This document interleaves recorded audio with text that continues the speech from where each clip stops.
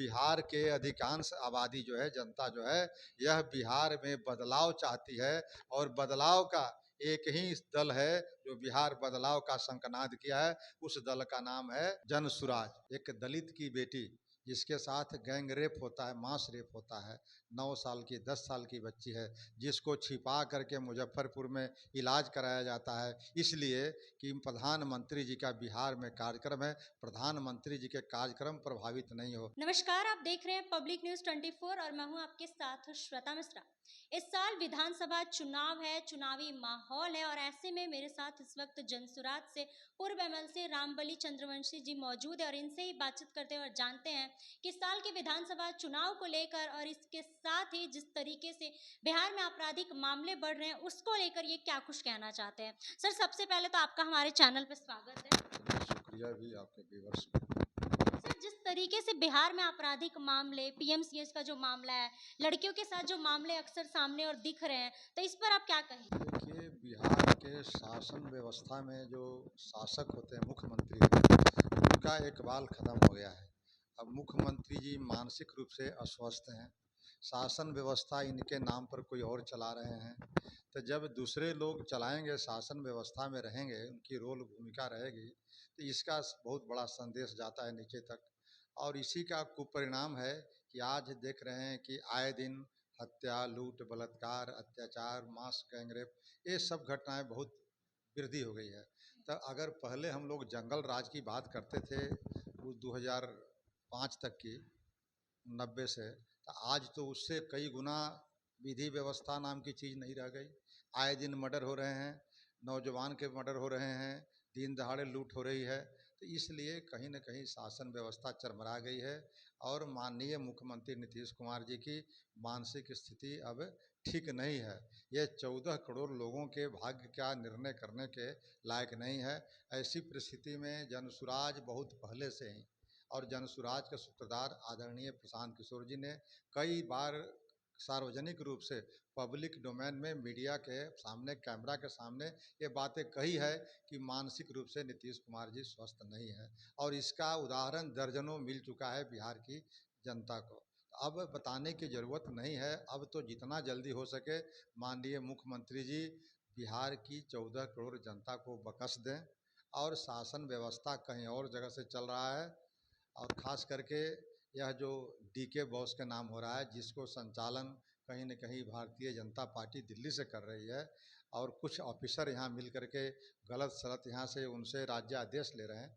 इसका परिणाम है कि बिहार में एकदम सब जगह अराजकता है, लॉलेसनेस है, और सब जगह विधि व्यवस्था चरमरा गई है। कहा जाता है कि बिहार में सुशासन की सरकार है। सुशासन अगर इसी को कहेंगे तो फिर सुशासन शब्द का जो है मतलब हम लोग को कुछ अलग समझना पड़ेगा।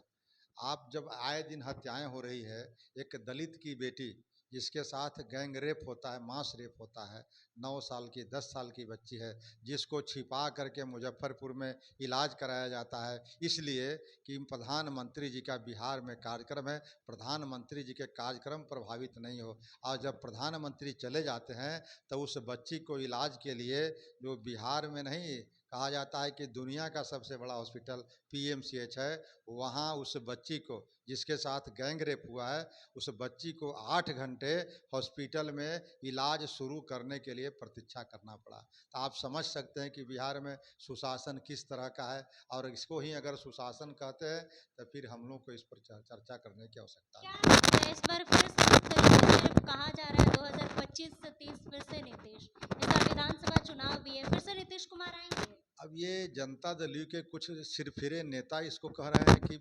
2025 फिर से नीतीश, लेकिन बिहार की जनता, असल मालिक तो वोटर तो जनता है ना। तो जनता को तय करना है कि एक सिपाही की बहाली होती है तो उसका कितने दफ़े फिजिकल टेस्ट से गुजरना पड़ता है, तब एक सिपाही में। और बिहार के 14 करोड़ लोगों का भाग्य विधाता एक राजा बन बैठे और उसके मानसिक रूप से स्थिति ठीक नहीं हो, वैसे स्थिति में क्या बिहार की जनता आज तैयार है कि नीतीश कुमार जी को 2025 में फिर से लाए? मैं तो बिहार की जनता को छोड़ दीजिए, मैं तो ये कह रहा हूँ कि भारतीय जनता पार्टी को चैलेंज कर रहा हूँ, चुनौती दे रहा हूँ आपके माध्यम से कि भारतीय जनता पार्टी अगर 2025 में फिर से नीतीश कुमार जी के नेतृत्व में मुख्यमंत्री बनाना चाहती है तो उसको डिक्लेयर करे, उसके बाद बिहार की जनता निर्णय कर लेगी। तो क्या लगता है कि इस बार जनसुराज का कितना पकड़ होगा? जिस तरीके से कहा जा रहा है कि जनसुराज अभी नई पार्टी है और बहुत समय लगेगा प्रशांत किशोर को सत्ता में आने में।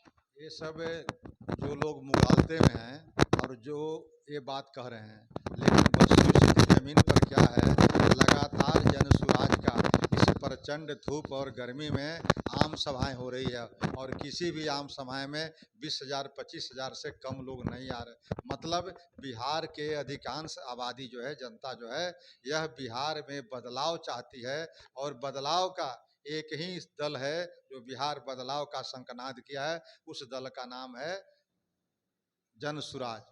और जनसुराज ने बदलाव के संकल्प लेकर के, और एक ही दल बिहार में आज है जो 243 विधानसभा क्षेत्रों पर डंके की चोट पर कह रही है कि हम चुनाव लड़ेंगे।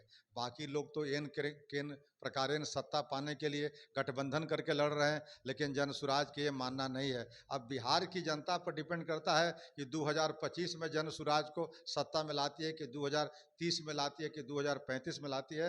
ये बिहार की जनता तय करेगी कि आखिर उसकी बदहाली कितने दिन तक सहने की क्षमता है। अगर ज़्यादा दिन तक सहने की स्थिति में है तो हम लोग निराश नहीं है, हम लोग 15-20 तक भी प्रतीक्षा करेंगे कि जब तक हो, लेकिन बिहार को बदलने के लिए तैयार है जनसुराज। संकल्प लेकर के चला है, उस संकल्प से पीछे हटने वाला जनसुराज के लोग नहीं। बिहार में परिवर्तन निश्चित रूप से बिहार बदलाव के लिए आप जाके सर्वे करें न्यूट्रल होकर के, 60-70% लोग कहेंगे कि नहीं, बिहार में बदलाव होना चाहिए। बिहार में राजनीतिक शून्यता एक आ गई है और 20 साल से नीतीश कुमार जी के शासन व्यवस्था से लोग ऊब चुके हैं। अब किन प्रकारेण तिकड़म सत्ता में बने रहने का, ये सब जो अलायंस का, कोलिशन का जो चल रहा है, इससे लोग अब ऊब चुके हैं, इसलिए बिहार बदलाव के कगार पर। चलिए, तो जैसा कि आपने इनकी बातों को सुना, इन्होंने तो साफ तौर पर कह दिया है कि इस बार बिहार में बदलाव तय है। बाकी आप लोगों को क्या लगता है, कमेंट बॉक्स में अपनी राय जरूर बताइएगा। फिलहाल इस खबर में बस इतना ही। ऐसे ही तमाम खबरों के लिए बने रहे हमारे साथ और देखते रहे पब्लिक न्यूज़ 24। धन्यवाद।